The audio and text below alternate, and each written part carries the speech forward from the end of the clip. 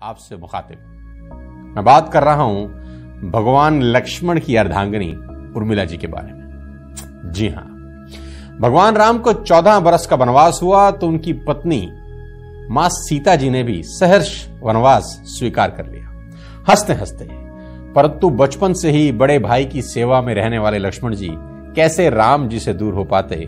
माता सुमित्रा से तो उन्होंने आज्ञा ली वन में जाने की, मां ने आज्ञा दी। परंतु जब पत्नी उर्मिला के कक्ष की ओर बढ़ रहे थे तो सोचा मां ने तो आज्ञा दे दी, परंतु उर्मिला को कैसे समझाऊंगा, क्या कहूंगा। यही सोच विचार करके लक्ष्मण जी ने जैसे ही अपने कक्ष में कदम रखा तो देखा कि उर्मिला जी आरती का थाल लेकर खड़ी हैं और बोली, आप मेरी चिंता छोड़ प्रभु की सेवा में वन को जाओ, मैं आपको नहीं रोकूंगी। मेरे कारण आपकी सेवा में कोई बाधा, कोई विघ्न ना आए, इसलिए साथ जाने की जिद भी नहीं करूं। लक्ष्मण जी को कहने में संकोच हो रहा था, परंतु उनके कुछ कहने से पहले ही उर्मिला जी ने उन्हें संकोच से बाहर निकाल दिया। वास्तव में यही पत्नी का धर्म है। पति संकोच में पड़े उससे पहले ही पत्नी उसके मन की बात जानकर उसे संकोच से बाहर कर दे। लक्ष्मण जी चले गए, परंतु 14 बरस तक उर्मिला जी ने एक तपस्विनी की भांति कठोर तप किया।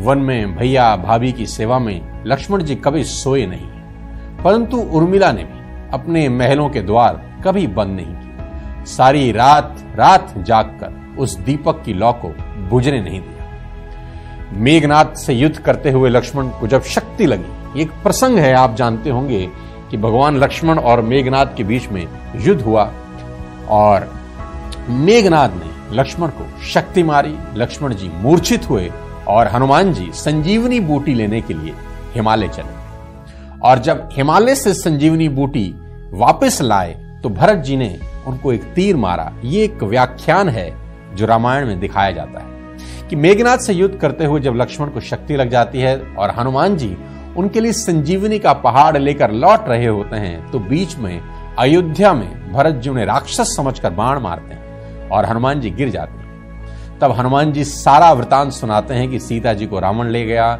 लक्ष्मण जी मूर्छित हैं। यह सुनते ही मां कौशल्या जी कहती हैं कि राम को कहना कि लक्ष्मण के बिना अयोध्या में पैर भी मत रखना, राम वन में ही रहे।